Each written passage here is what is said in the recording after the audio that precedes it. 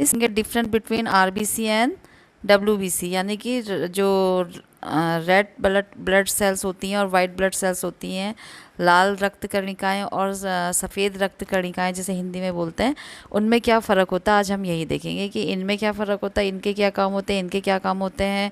और ये जो होती जब कम हो जाती है हमारे ब्लड में तो क्या प्रॉब्लम आती है हमारी बॉडी में, और या फिर इनका क्या काम होता है, अलग अलग हम देखेंगे।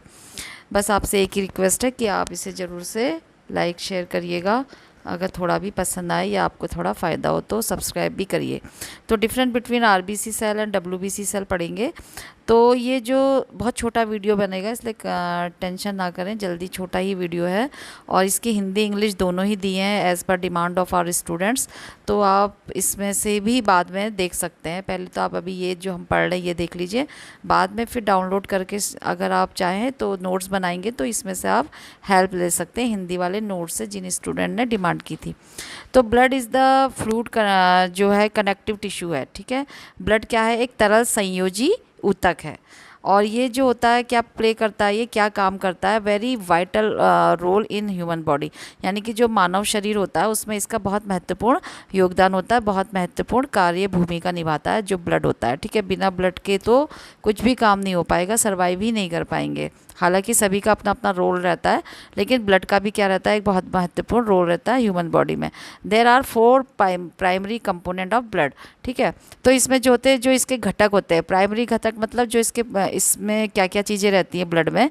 तो इसमें होती है आरबीसी सेल होते हैं, वाइट ब्लड सेल होते हैं, जैसे डब्ल्यूबीसी और आरबीसी आपने देखा होगा, रेड ब्लड सेल और वाइट ब्लड सेल को शॉर्ट में डब्ल्यूबीसी आरबीसी बोलते हैं। प्लेटलेट्स हो गए, प्लाज्मा, तो ये चारों चीज़ें इसमें रहती हैं। प्लाज्मा जो होती है कम से कम 55% रहता है ब्लड में, जो ह्यूमन ब्लड होता है टोटल बॉडी में, उसका 55% तो क्या होता है ब्लड का, टोटल ब्लड का 55% क्या रहता है, प्लाज्मा रहता है ब्लड में, ठीक है। तो जो ब्लड जो होता है वो ये वाले काम जो होता है ये इसके काम रहते हैं, 3 काम इसके इंपॉर्टेंट रहते हैं ब्लड के हमारी बॉडी में।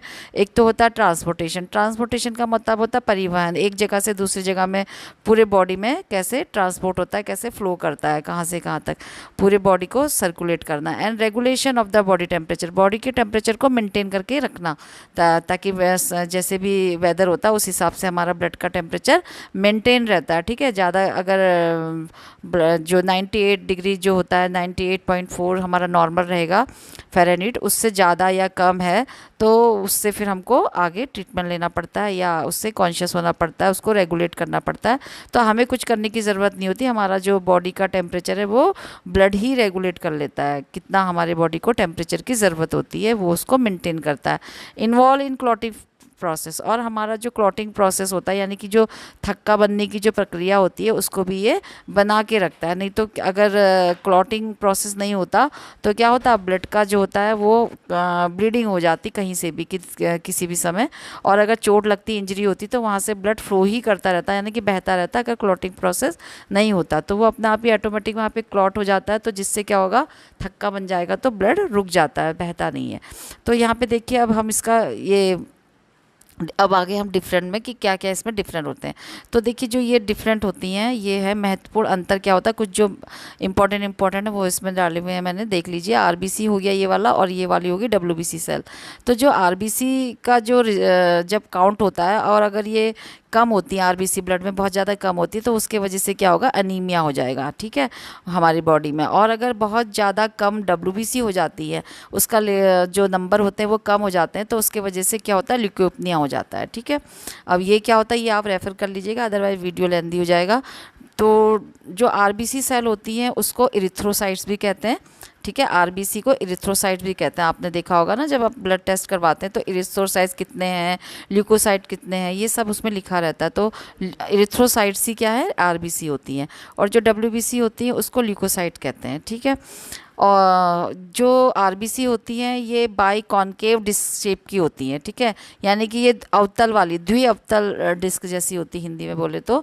और जो डब्ल्यूबीसी होती है इरेगुलर शेप की होती है, यानी कि इसका कोई भी शेप नहीं होता, ये अनियमित होती है, ठीक है। जैसे वो डिस्क शेप की होती है, ये इसका कोई शेप नहीं होता है। और आरबीसी जो होती हैं उसका अगर साइज़ की बात करें तो वेरीज करती है, यानी कि डिफरेंट साइज़ की होती हैं, यानी कि 6 से लेके 8 नैनोमीटर तक ये होता है, एनएम तक ये डायमीटर इसका होता है, ठीक है। और अगर डब्ल्यूबीसी की बात करें साइज़ की, तो ये 12 से लेके 17 एनएम की डायमीटर की ये होती हैं। और इनकी लाइफ स्पान की बात करें, यानी कि इनका जो जीवन काल होता है आरबीसी का, वो 120 डेज़ का होता है।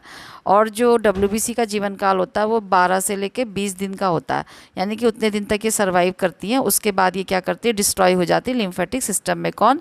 डब्ल्यूबीसी।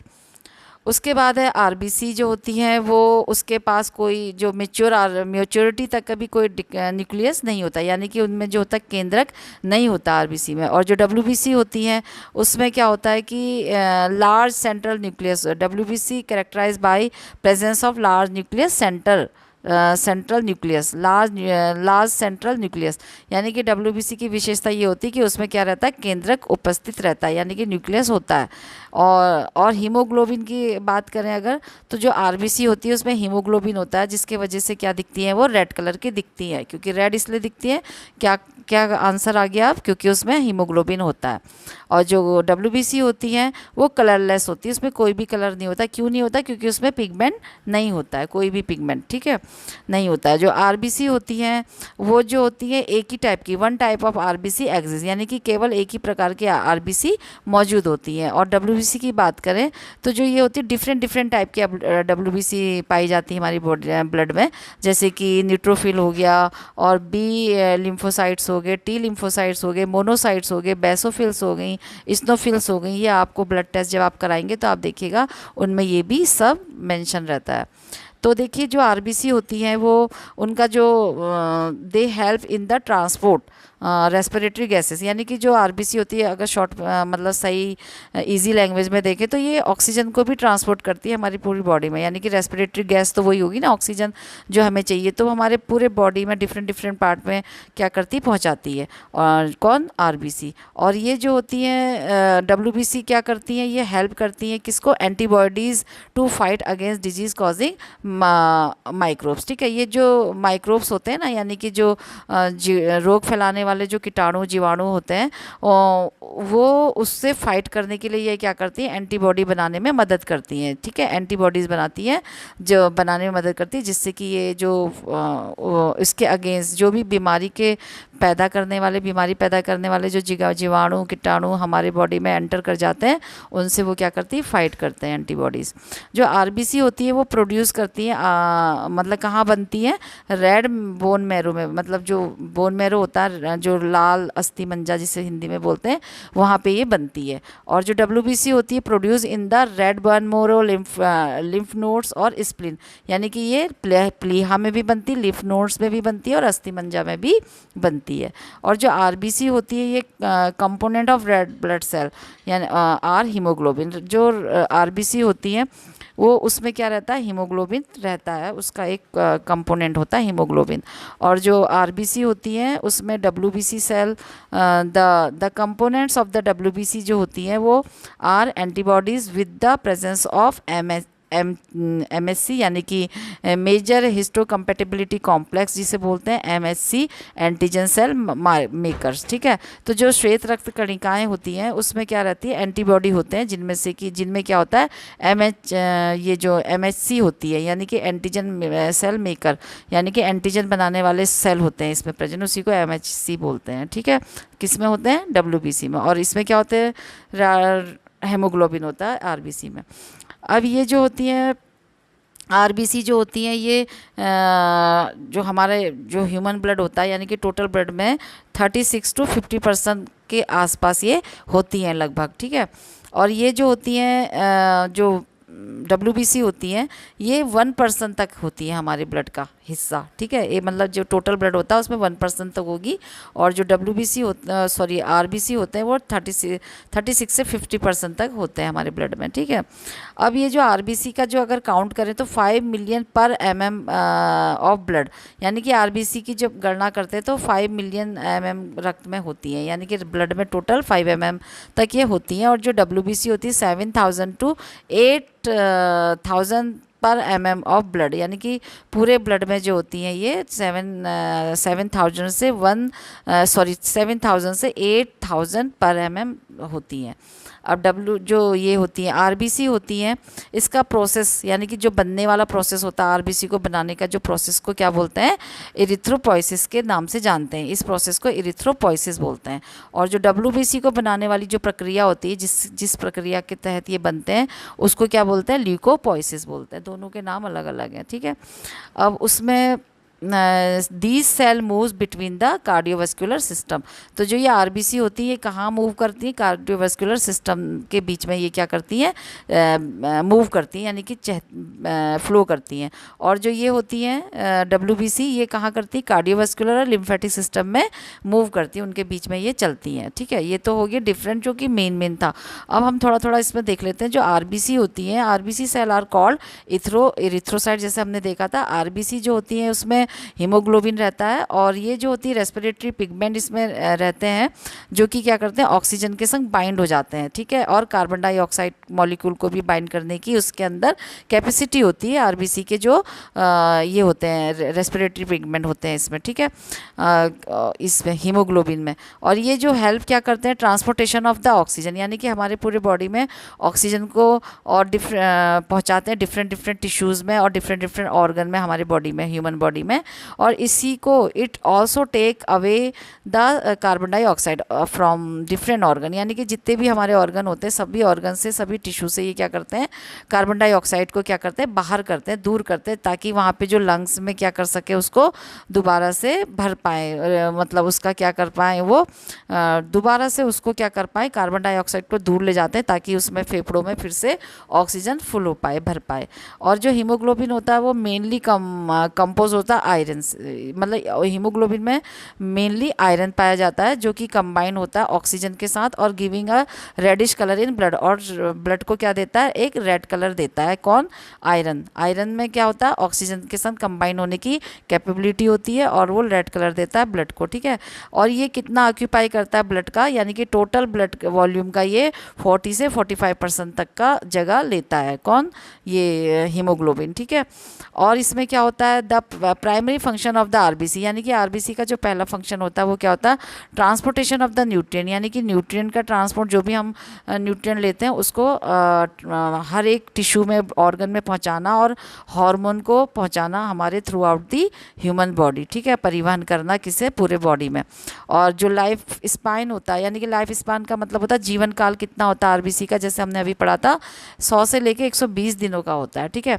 और व्हेन देयर लाइफ स्पान जो होता है इस कंप्लीटेड, जब इनका जीवन काल कंप्लीट हो जाता है पूरा, ये 120 डेज़ या 100 से 120 डेज़ के बीच का लाइफ जीवन काल पूरा हो जाता है, तो दे आर एलिमिनेटेड, तो ये क्या हो जाते हैं, बाहर निकल जाते हैं, सर्कुलेटरी सिस्टम से बाहर निकल जाते हैं, ठीक है, एलिमिनेट हो जाते हैं, मतलब एक ख़त्म हो जाते हैं। When a person suffer from the chronic disease, जब ये कोई पर्सन जो होता है क्रॉनिक डिजीज़ यानी कि कोई गंभीर बीमारी से ग्रसित होता है, तो life span of RBC is reduce, तो जो ये 120 से 100 से 20 दिन का 120 दिन का जो टाइम होता है वो भी कम हो जाता है, अगर पर्सन को कोई गंभीर बीमारी है तो, ठीक है। और जो डब्ल्यूबीसी होता है इसका जो, इसको ल्यूकोसाइट भी बोलते हैं, जैसे कि हमने अभी पढ़ा था डिफरेंट में।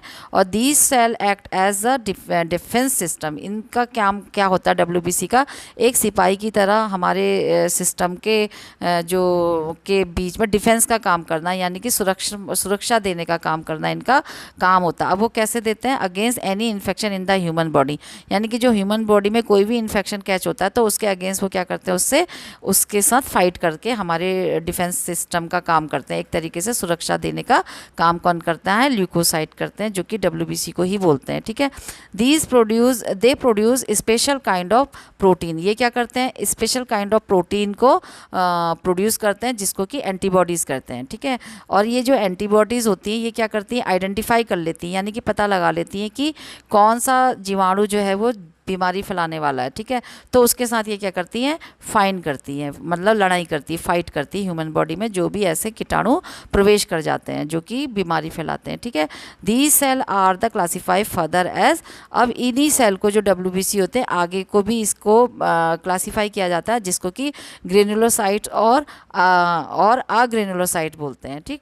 अब ये जो WBC होते हैं इसमें विजिबल ग्रेन्यूल्स होते हैं, जिनमें जो WBC होते हैं ना, जो उसमें क्या होते हैं, दिखते हैं जो ग्रेन्यूल्स, मतलब दाने दाने से दिखते हैं उनके जो सेल बॉडीज़ होती हैं, स्ट्रक्चर्स जो होते हैं, तो इसीलिए उनको क्या नाम दिया जाता है, ग्रेनुलोसाइट्स। ठीक है। ऑन द अदर, और दूसरी ओर जो अग्रेनुलोसाइट्स होते हैं वो do not process these granules like structure, जो उनका स्ट्रक्चर जो होता है उसमें ग्रेन्यूल्स नहीं पाए जाते, जो दाने जैसे जो होते हैं स्ट्रक्चर वो नहीं पाया जाता है, उसको इसलिए अग्रेनुलोसाइट्स बोलते हैं। ठीक है।